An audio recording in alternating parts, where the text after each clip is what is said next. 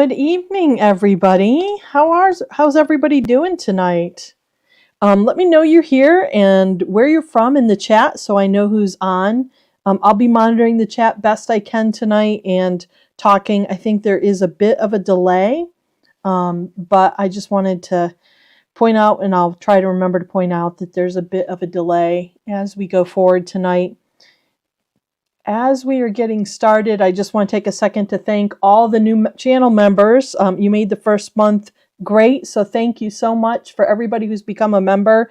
And BowFin15, you just joined, just became a member, so I didn't get to add you to the slide yet, but you'll be on the next one. We have Katie and Stephen from Chapel Hill. We have Gail. Hi, Gail. Hi, Heather. Hi, Dawn. Dawn's in Columbus. Carol Ann from Nova Scotia. Ooh, I wish it was snowy here, Carol. We've had a very warm and dry winter. Actually had a bit of rain, but mostly just dry. We've got Mamie. We've got Karen from New Jersey. We've got Julia on. Julia, are you in the South or the Mid-South somewhere, if I remember right? We have Casey on, and who else do we have on? Julie O is from Wisconsin. Kelly is from Florida. Wow, thanks for joining. And Karen from Freehold, New Jersey. Here comes the sun, little darling, is Candace in Nebraska. Great. We have Julia, I thought you were in the Mid-South. I call Virginia Mid-South, near Charlottesville. Mamie, of course, from Michigan. Hi, Mike B. Perry from Georgia. No, Jim is from Perry. Sorry, got it wrong. Jim is from Perry, Georgia.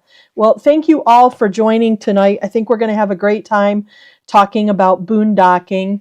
I want to let you know, just as we're getting started, my slide isn't advancing, so I may have to, there we go. Had a little pop-up there. Tonight we're going to talk about what is boondocking. I'm going to give you sort of my thoughts briefly on the state of boondocking. We're going to talk about boondocking roles. I got to hang up on my brother who's trying to call me on a video chat. We're going to talk about finding boondocking spots, water and tank management, and safety consideration top tips. If you're interested in solar and battery, there will be a live stream next week for people who are members of the channel where we're going to do a deep dive, and I'm going to be able to answer your questions specifically next week. So we're not really going to touch on solar and battery as much tonight, but I hope to see a bunch of you next week for that solar and battery one. I started out as knowing nothing about solar or battery, and actually not only did I not know anything about it, I didn't want to know anything about it, but my desire to work remotely compelled me to really dive in and learn about it. So I'm happy to share what I've learned. So let's start by just a real simple conversation. How would you define boondocking? Let me know in the chat what you think boondocking is, because there are a lot of different perceptions out there, and this is a great chance to not only clear it up, but to also start to focus what we're talking on tonight. And just so you know, my chat messages seem to have paused. So give me a second and I'm going to try to refresh it to see if it'll come in. All right. Having a little trouble. So I'm going to come over to this screen. Starting to see him over. So Julio says dry camping outside a campground. No utilities, Karen says. Not using hookups, off-grid. So I think those are all pretty good descriptions. I started to sit down and think about what is boondocking, and I've had some opinions on that over the years, quite honestly. I think camping in dispersed campsites or undeveloped sites, often they can be designated, meaning like the Forest Service or Bureau of Land Management have said, here are areas where you can camp, but they're not in a structured campground. You usually don't have any amenities. You're not going to have, not only are you not having amenities, you're not having supervision or support. You're on your own, and there are no services. What it isn't is dry camping in a developed campground. So if you're in a campground like a Forest Service campground that doesn't have water or electric, then that is dry camping. It's not boondocking. Mooch docking in somebody's driveway. I do that at my brother's. That's not boondocking. Overnight parking in Walmart or cracker docking, not boondocking. That's overnight parking. And then, of course, harvest host stops, that's dry camping. Sometimes you can have water or electric at a harvest host, but not very often. I'm going to wait a second because I think there's a delay here in the chat.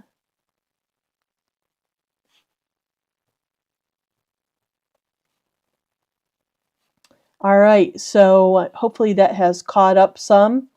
And I want to talk for just a second about the state of boondocking.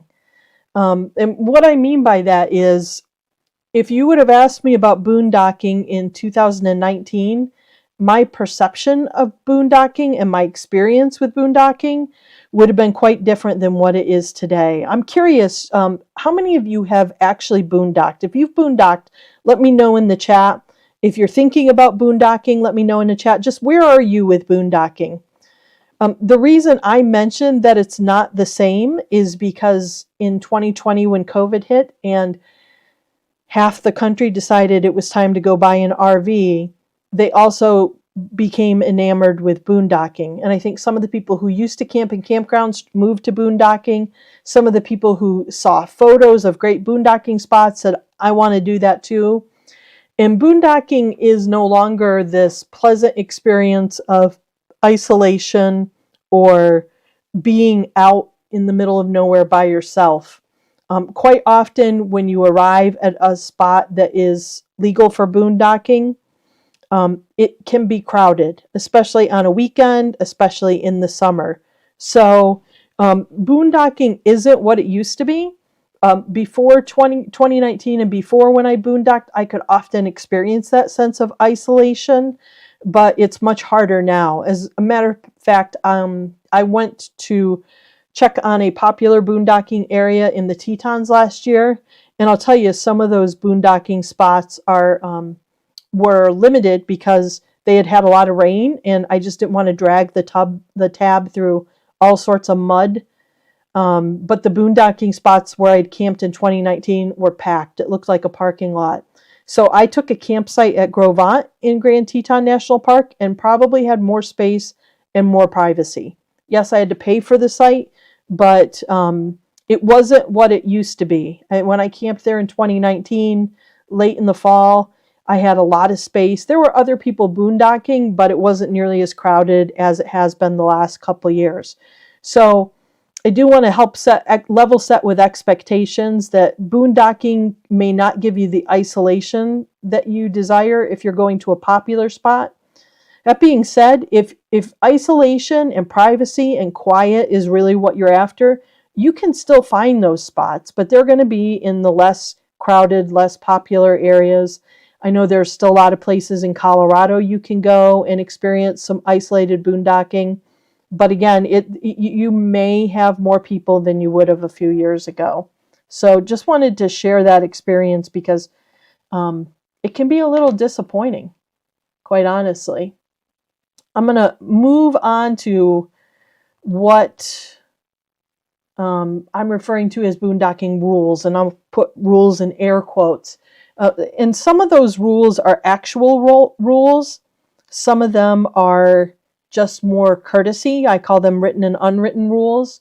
You know, where you camp can be dictated by a government agency or the landowner. How long, how often you have to move, or how far away you have to move. If you're staying, for example, some of the national forest areas will let you stay for up to about 10 or 14 days. Some are less, but 10 or 14 are pretty average.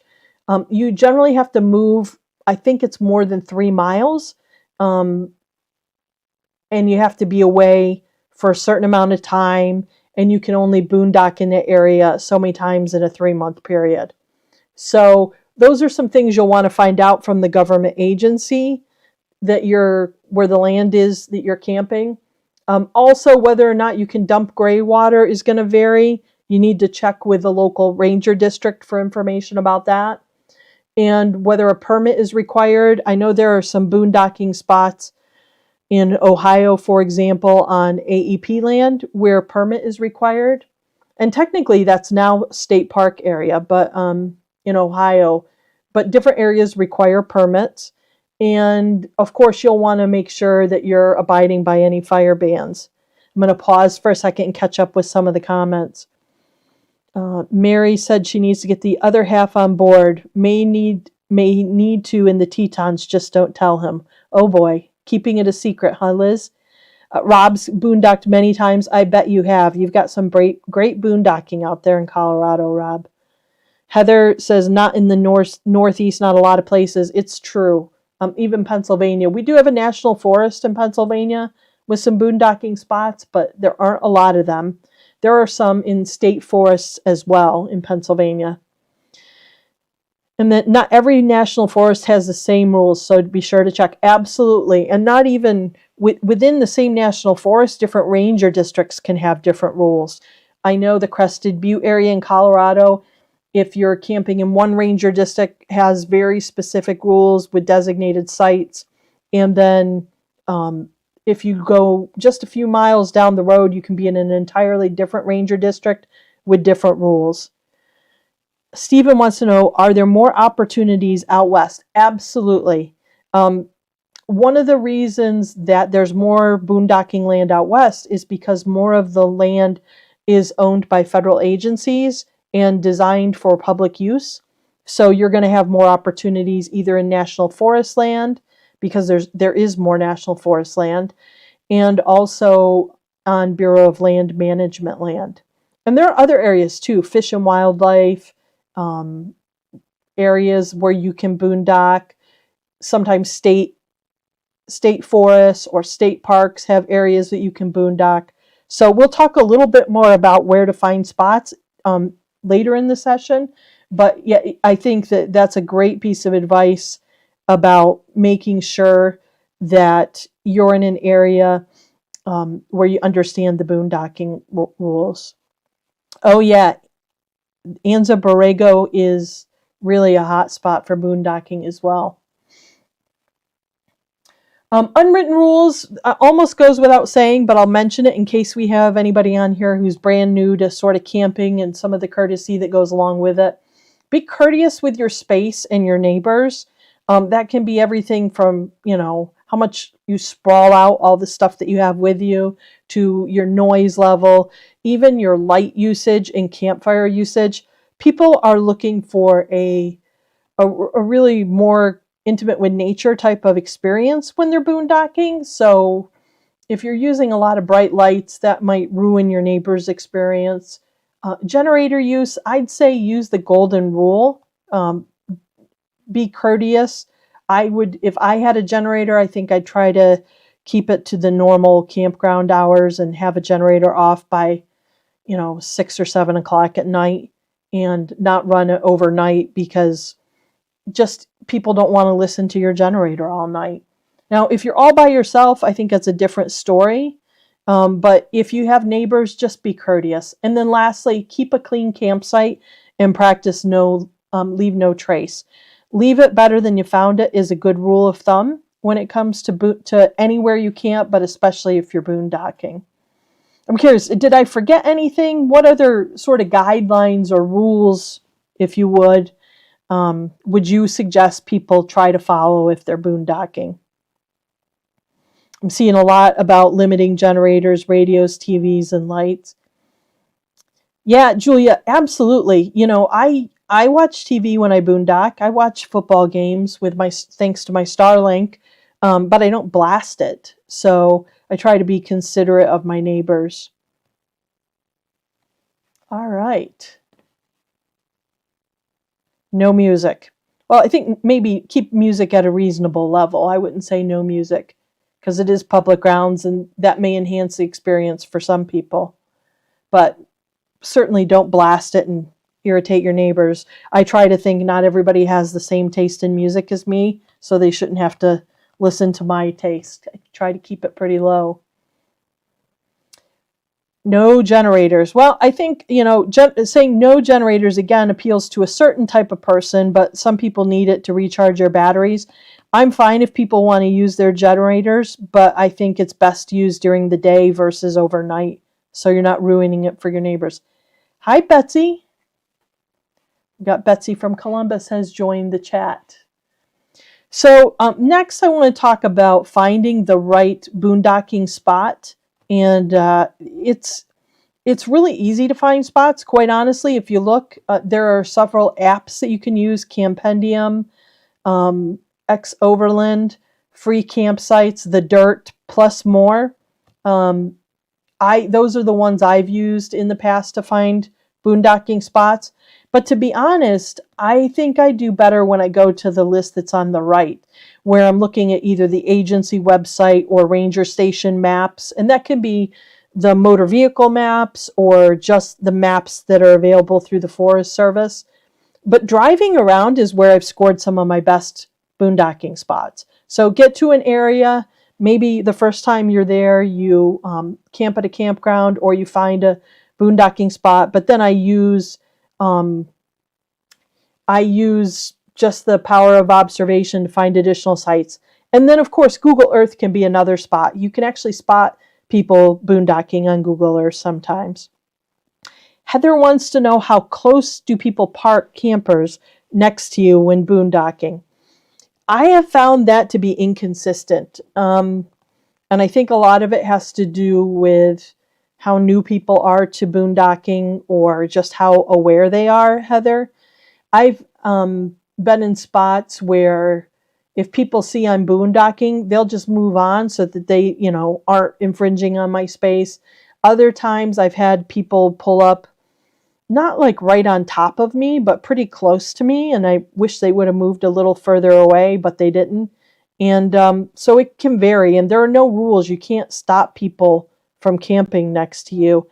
I'd be curious, Rob, if you had what your experience is and what if you've ever said anything. I've never said anything if somebody parks closer.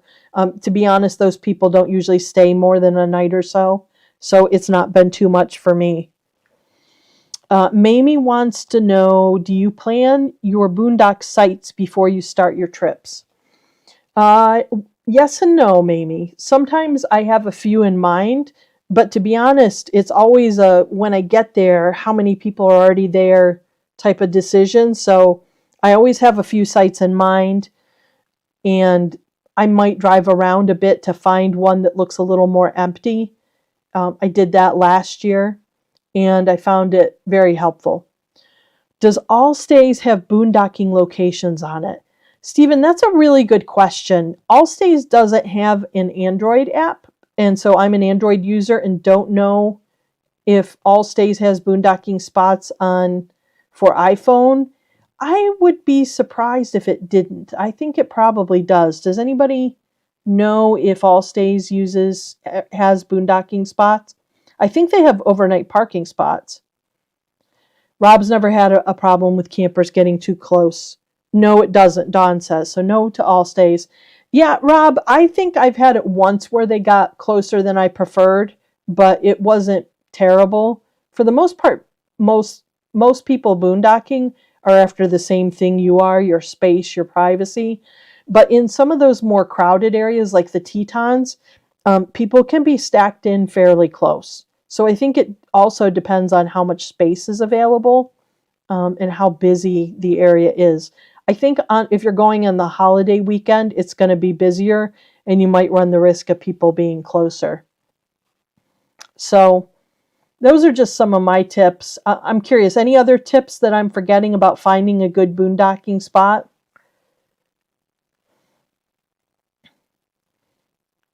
I know, for example, Allegheny National Forest doesn't have too many spots where you can boondocking, but there are a few. So I've identified those on a map from the partly from the website, partly from some of the apps I listed, and then of course using Google Earth with the aerial view to preview it. I find that helpful sometimes. But nothing beats actually going to a place and seeing it yourself. It can be really hard just using an app.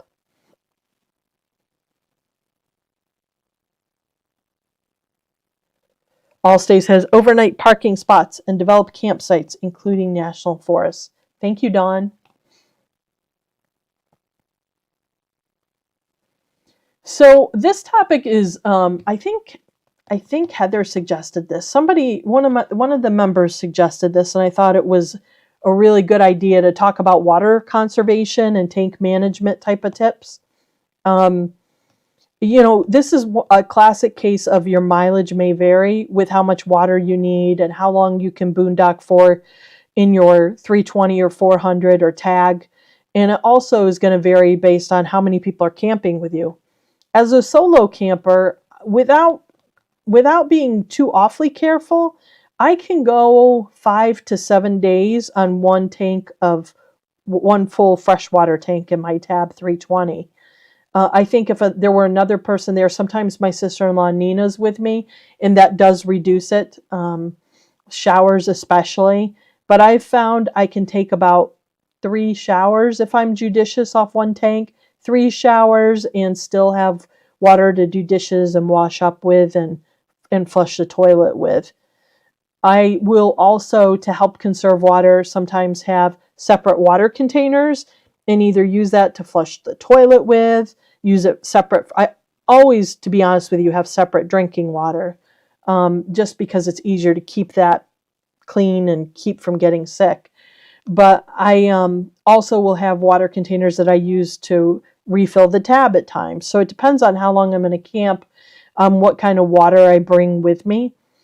I have found also it can be useful. I have a pressurized hand pump sprayer that I'll use for things like washing hands, rinsing off dishes, rinsing off my toothbrush, rinsing out the sink. And that's a way to conserve water. I have switched out the shower head in my tab. I have a Oxygenics water saving shower head. It's a spa. I think it's called the RV Spa or something like that. I'll be honest, it doesn't stay on the sink real well, but it does help conserve water. And that can be one way to save water. You can also get, depending on your sink, an aerator for the faucet that is a water saving aerator. So those can be a couple things. But in general, don't let water run when you're not actively using it. If you're taking a shower, try to get it heated up quickly. Some people even capture the water that's running while it heats up and they reuse it for other things. I've never done that, but I've seen that suggested. But taking what's called a Navy shower is pretty common practice, where you rinse off, then you turn the water off, you soap up, you wash, then you turn the water back on to rinse off when you're done. And that can really save a lot of water. I think that's probably the top water saving tip that people have. The other thing is you can go showerless. Some people skip the showers and use either like moist towelettes, or you can buy disposable washcloths. I've even bought, just from Amazon Prime, a bag of white washcloths, like a big bag, and I'll use those for washing up between showers, and find that helpful. I like that better than the disposable ones, and you can throw those in the washer and bleach them and get them super clean when you're ready. What else do you guys have for water saving tips? Or for managing your waste? I'm going to pause because I think the comments are stuck, so we'll give it a second.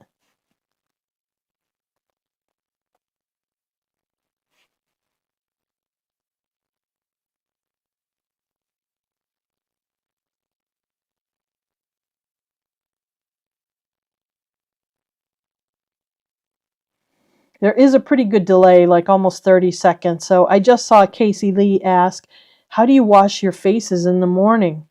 It's funny you say that, because I actually, for the first time, started using a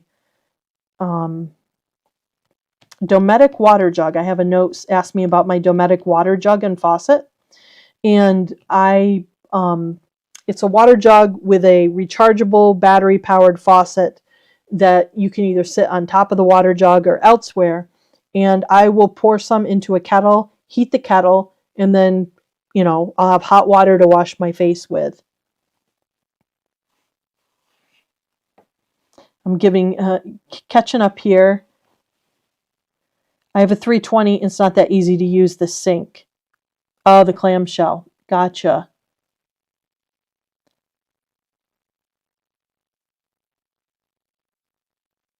Mamie uses water wipes, and she uses those for dishes too. I don't think I've ever thought about using water wipes for dishes. Dawn uses face wipes. Spray bottle with a mix of body wash and soap. Use the galley sink for face washing easier, says Liz. I can see that. I use the kitchen sink inside for face washing as well.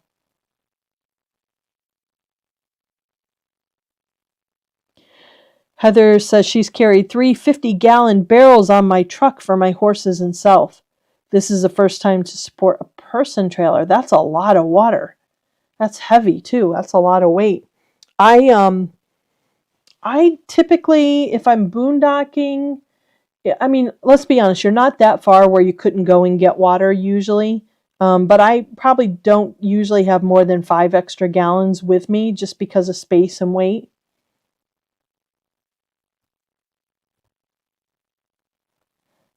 But the thing about water is it's got to go somewhere, right? And assuming you're not just letting it run on the ground, you need a portable waste tank perhaps to create more space in your tank.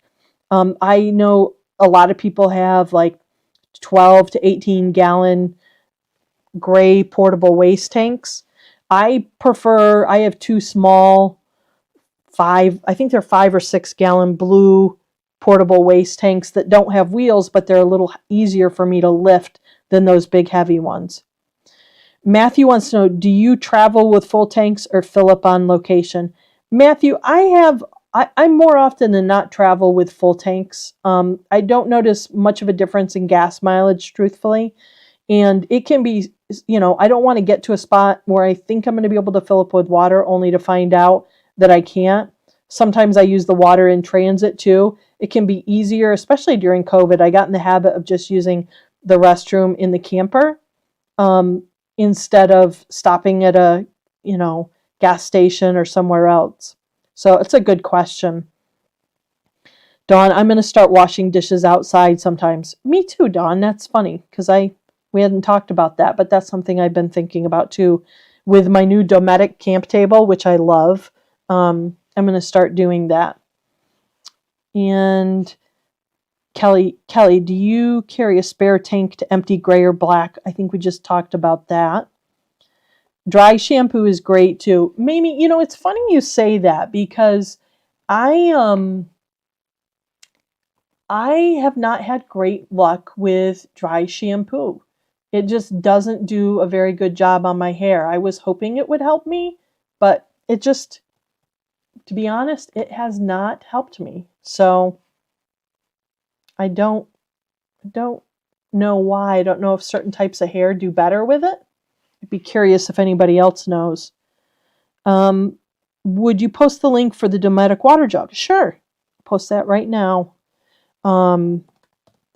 It's in my Amazon storefront, and I'll state it. It's in the description, but as an Amazon affiliate, I earn from qualifying purchases. So Amazon, there's your disclaimer. There's a trick to it. You put it on the night before. Oh, I did not know that trick. Maybe I'll give it a second try. Mimi, I saw one of the dry shampoos too had like a lawsuit for causing cancer or something. I don't know the details of it, but something to look into.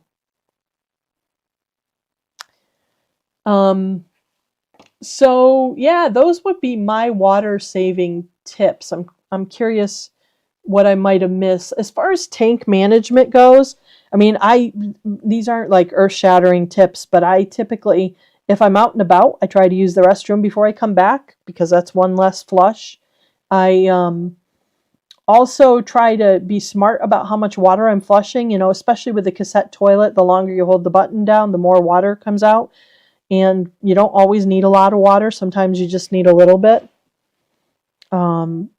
Liz is suggesting Dawn use the outside shower hose for washing dishes. Yep, agree with that. In case Casey says, yep, that's how I do dishes using outdoor shower. So evidently, Dawn, we're missing out by not washing our dishes outside and using the outside shower. I think on my Dometic table, there'd be more room, quite honestly. So I need to pick up some of those collapsible tubs that people use to wash dishes. If you have one you like, let me know in the comments because I'm going to be in the market for that. I have siphoned a 5-gallon bucket of water in my holding tank while camping. Yes, I've done that more than once, Em. And I love that about the Nautilus, how easy it is to do that. Super easy. I've even been dry camping and ran out of water, and I went to Walmart and ended up with like 3 or 4 gallon jugs so that I could just get enough to finish my camping and siphoned them that way, and it was super easy. Karen wants to know, where does the water go outside shower? Karen, you're using some type of dish tub, and so you would either dump it down the drain, or if you're in an area where you can dispose of water on the ground, you could take it away from your campsite, but not near a water source, and do that. One thing about throwing dishwater out on the ground is it can be a wildlife attractant. So I wouldn't recommend, if you go that route, that you do it near your camper. And of course, make sure you're abiding by any of the regulations that govern the area where you're camping. It's Mamie. Mamie has a collapsible tub and pail from Amazon. Dawn, I have those in my REI cart. Yes, again, Dawn and I on the same wavelength. Dawn Power Wash is amazing. Liz, I 100% agree. I started using Dawn Power Wash, and it is amazing. I mean, it's basically Dawn with water added in the same bottle, but there's something about that spray bottle. It just works. Especially, I use my air fryer a lot, and when you spray the inside of the air fryer with it and just let it soak, it really does a great job. Heather uses a basin to wash dishes and a basin to rinse, keeping the rinse water for more than a day. You can also use a DIY spray soap bottle for dishes. Yep, absolutely. Good to use a biodegradable soap. Yep, I agree with that. Stephen says, I assume we will want to empty our freshwater tank when we get done with the trip. I guess it depends if you're going out again soon after getting home. If not, if that makes sense. Yes, it does make sense. I recommend always emptying it. You don't want to leave water standing in your freshwater tank. Standing water just, I'm not a biologist. Dawn has a pharmacy background, so she's going to know more about this than me. But my understanding is bacteria starts to grow pretty quickly, so you're going to want to drain that tank. Same with your Aldi tank. When you get back, you're going to want to drain it so nothing gross gets a chance to grow.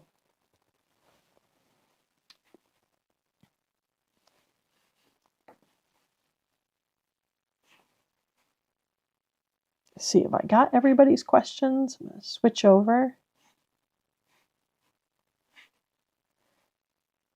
All right. Giving everybody's comments a chance to catch up. All right, I'm going to move to the next content here. And I've got 2 slides of my top tips. And a lot of this has to do with safety. So I know that's a question I get a lot about boondocking. Are you afraid? How do you feel safe? What do you do to keep safe? My first tip is to research your destination. And that can be your area. See if you can find reports from other boondockers.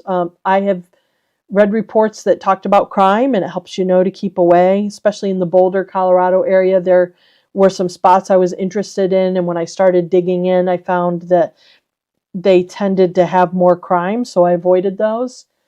Share your plans. Share your plans with a family member. I use, and this goes to the 4th bullet, have reliable communication. I have used both a Spot and a Garmin InReach, which have satellite capabilities to call out for help, either by just sending a signal like a beacon or by via text messaging. And those you pay for the device and then you pay for a subscription. Carry emergency supplies, first aid, flashlights. Carry an extra smoke detector battery. My smoke detector battery went bad when we were camping at New Year's, and that's really annoying. Essential medications. You never know when you might encounter an emergency or get stranded. 2. Oh, thank you, Karen. I forgot I had stopped sharing slides. Let me pull it back up. Let's see here.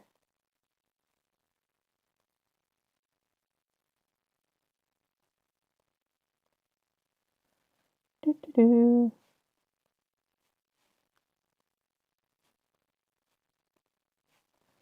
Sorry about that. I'm referencing bullets and you can't see any bullet points. There's going to be about a delay, so a 30-second delay, so it's coming, I promise.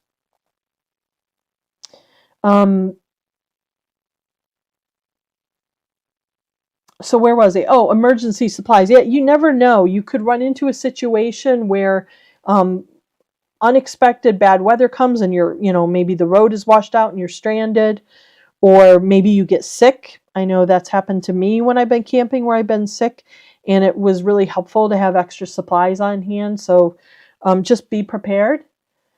I talked about having reliable communication, so having a way to get in touch. Practicing leave no trace. Talked about that a little bit. Camp with others, especially if you're afraid of boondocking.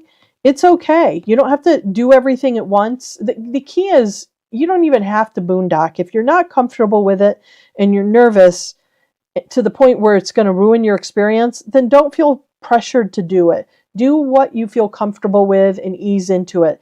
Maybe it's go and instead of spending the night, just park your camper there for the day and, prepare your meals there and then go to a campground at the end of the day. You don't have to do everything at once. Start to build your comfort level and practice with it. You can even practice with it at home or practice with it at a campsite. Just because a campsite has power or water doesn't mean you have to use them. So you can practice some of the, water and power management stuff ahead of time. But if it's safety you're concerned about, I sat down and thought about this today. When you think about it, which do you think is statistically more likely? That you be injured by somebody else, another human, or that you be in a car accident, a weather-related accident, or a trip or a fall? I think the latter 3 are probably statistically more likely than for you to be attacked or be robbed while you're boondocking. So as far as safety goes, the first time I did it, I wondered, would I be afraid? And I went to bed that night, and what I did was turn on the radio, or I turned on, I think, a video on my phone. And so I wouldn't hear every little tree branch creak as the wind blew, or hear every coyote in the distance and think it was coming to get me. And after that first night, I don't think I thought about it again. I laid down, I went to sleep, and I thought, I'm really not afraid. So I think it's hard to project how nervous you may or may not be when you boondock until you actually do it. I'm seeing people also worried about tripping, and anybody who knows me knows how clumsy I am and knows that's always a concern. Another reason why you need to have an emergency communication device on hand. I always try to look up before I park, even in campgrounds, to check for dead limbs or trees. Oh, that's great advice. I often don't think to do that and have come across places where I camped and looked up and been like, well, there's a dead tree limb above me. So that's a really good piece of advice. I think the other tip is to be aware of wildlife. Many of us are not used to being in a wild situation with wildlife, And that can be, there's a lot to learn there. You don't want to have food out that will attract a bear. You don't want to leave your cooler outside if you're in bear country. You don't want to leave your trash outside if raccoons could come by, things like that. So being aware of wildlife and knowing what could come after you or your pets is really helpful. When I camp in Colorado, I'm very aware there could be mountain lions, and little Rocky would be, as my sister-in-law Nina would say, a tasty morsel for a mountain lion or a bear. Although I don't think a bear is that interested. I think a mountain lion or a coyote would be a bigger risk. But Casey says, having my little puppy is my intruder alert. I've got to tell you, the pup does a lot to help let you know when there's something outside. I was boondocking in Colorado last fall, and I actually happened to be in my camper. I was making lunch and I had the Steeler game on, and all of a sudden I see these people walking up toward my solar panels. Now, rewind back to 2016 when I had a solar panel stolen from my campsite. That's the first thing going through my mind, because here these people are walking right up to my solar panels. And so I ran out and said, "Can I help you?" sort of loudly so that they knew I was there. And it was fine. They were just really curious about my camper and were walking over to take pictures. And we had this really lovely conversation. And most of the time, that's going to be the case. When you have a tab, people are just curious about your camper. But Rocky was barking, and it did help draw my attention to the fact that there were people in the campsite. Liz says, so many different animals everywhere, especially in the southwest and northwest. Absolutely. Would agree with that. So the wildlife is definitely something to pay attention. You probably are tired of hearing me talk about this, but just a reminder to stay informed about the weather. If you're in an area with flash floods, if you're in an area where forest fires are a risk, that's something you really need to be alert of. We're getting confirmation dogs have such keen hearing. So true. Large flock of turkeys all around my tab. Yes. I've had free-range cattle, I've had coyotes, I had what sounded like a very large cat outside of my camper one night, and that was actually in a commercial campground. So wildlife is not just a factor when you're boondocking, it can be anywhere. Mamie says, weather, I've been to nuCamp. Yes, you have. So weather alert is something, weather aware is something you need to be. One thing, when we're talking about boondocking, we're often talking about going west. And if you're from the east, one thing that's pretty different is the impact of flash flooding. And, you may not in the mountains have tornadoes, but some of those canyons can flash flood. And you need to understand if there's a flash flood risk, you need to know where you are. And just because it's not raining where you are doesn't mean you can't experience flash flood if it's raining upstream. So just something to be aware of. When boondocking, do you feel comfortable driving off to sightsee and leaving your trailer and stuff behind? I do. I'm smart. I secure things, but especially things like camp chairs, not really worried about it. In the Southwest, javelinas are no jokes. Also scorpions. Just educate yourself before you head to unfamiliar areas. Yeah, Julia, I agree. Educating yourself about all the risks in an area is smart. Weather, wildlife, creepy crawly things. I happened to be in Texas during tarantula mating season once. I really wasn't interested in that, and not interested in Rocky discovering that. So we were just super cautious. Even cats can alert you to any noise long before you hear anything, and will look toward the area where the noise is coming from. I did not know that. Interesting. Yep, Zippy sits straight up at noise. He thinks he is a dog. And Rocky sometimes thinks he's a cat, so they're a good pair. Another tip, know your RV and tow vehicle's limits. You don't want to be dragging the bottom of your camper on a road that really required higher clearance than what you have. Likewise, you don't want to get stuck in mud because you don't have the right tow vehicle or the right tires. or don't know how to properly drive in mud. So just know what you're getting yourself into. And then the last tip I have is to trust your instincts. If something doesn't feel right or you sense a potential threat, just get out of there. Even if you can't, at the time get to your, hook up your camper because it's unsafe, get out of there.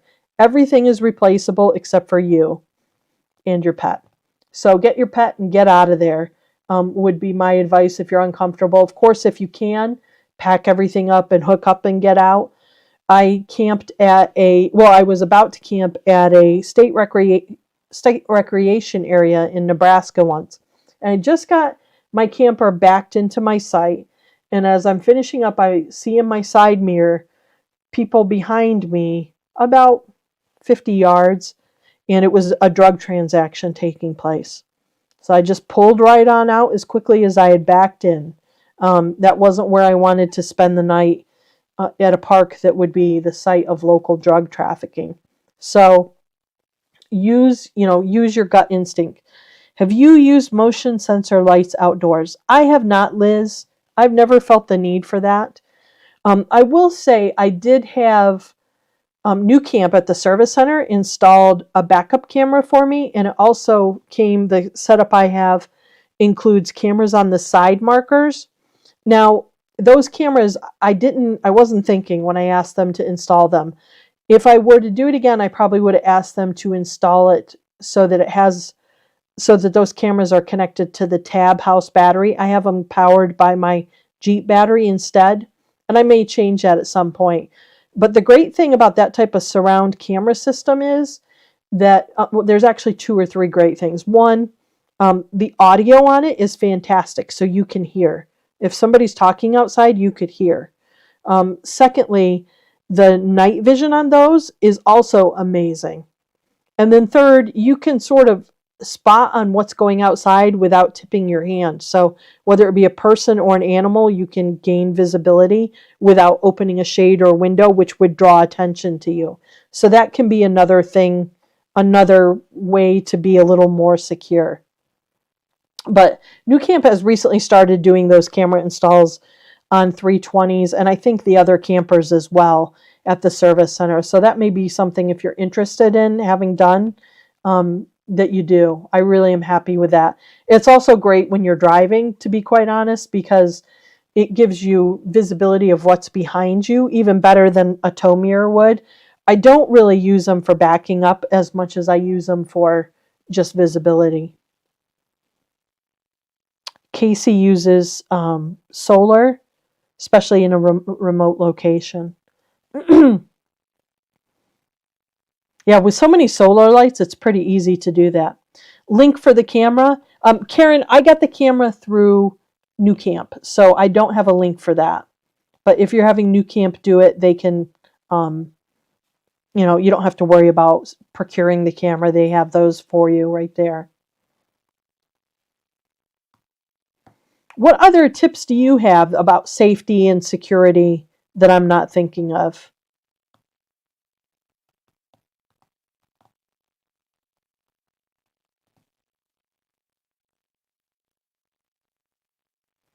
I see the delays kicking in here. So I'm going to pause for a second and wait for everybody to catch up.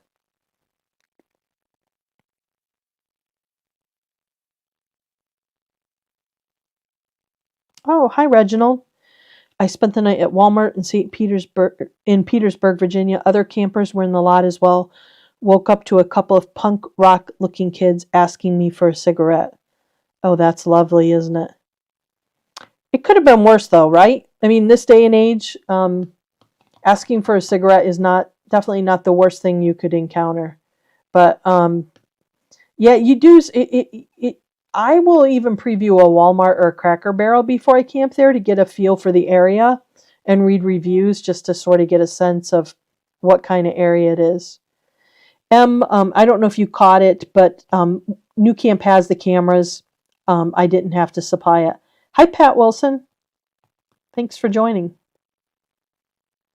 Leave the Nautilus lights on auto mode so it lights up or detects movement. Oh, if you leave the Nautilus door open, you could do that. It definitely will detect the motion. That's a good idea. I will say though, at night when you were boondocking, if especially when it's dark, your eyes adjust quicker to the dark. So it is easy to see if you've been outside for a couple minutes. I know the one thing I loved in my last boondocking spot was the night sky. The stars were just amazing. So that was helpful.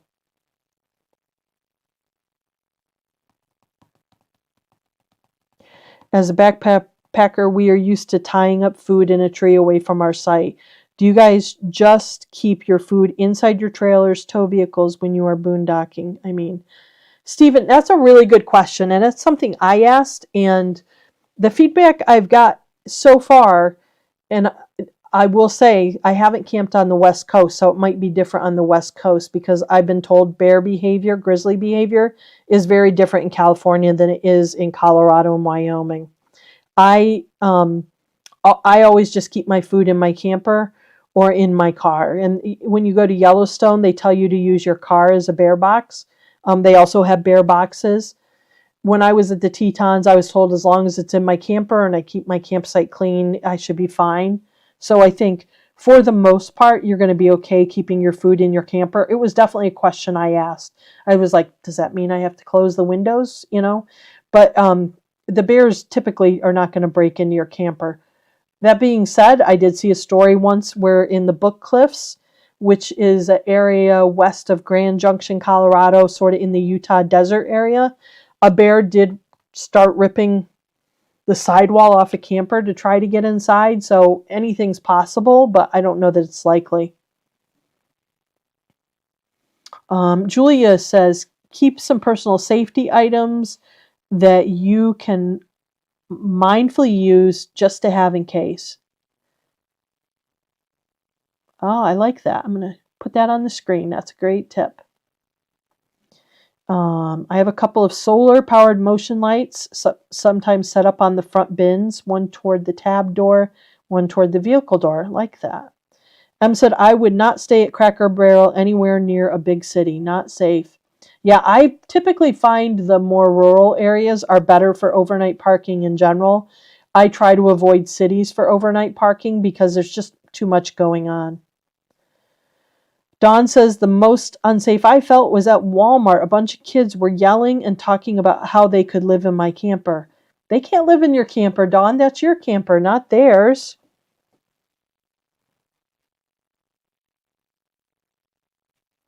Pat's boondocking tip is look out for other campers to park next to you.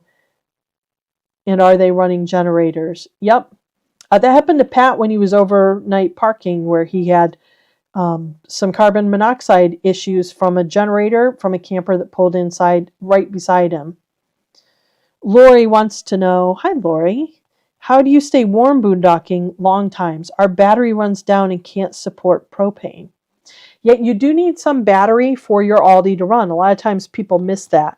I would say if you're not getting enough solar, you can try supplementing your solar with I carry suitcase solar panels to recharge my battery, or you might need additional battery to help keep you going.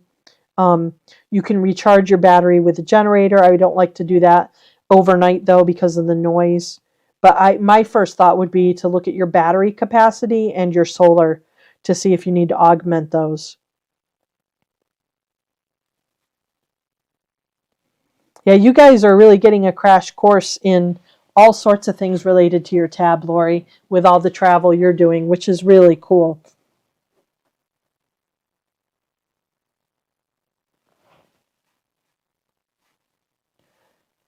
All right.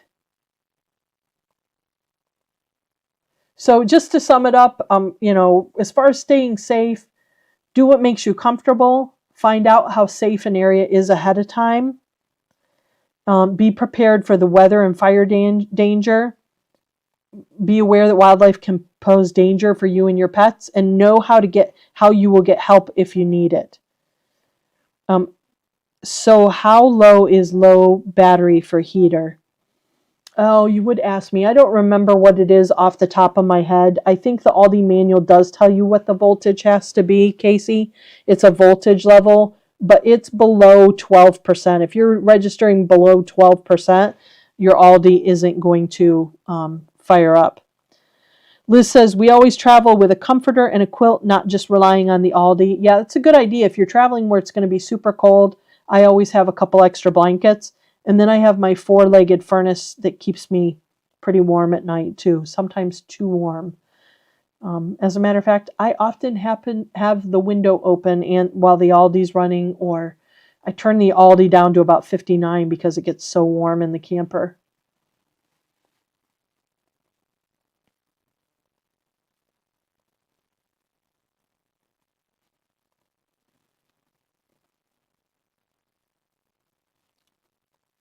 Oh, looks like I had those in there twice. Mamie has a 12-volt electric blanket that can run off car or the 12-volt in the trailer. Yes, or if you have a little solar generator, it could run off that too, Mamie.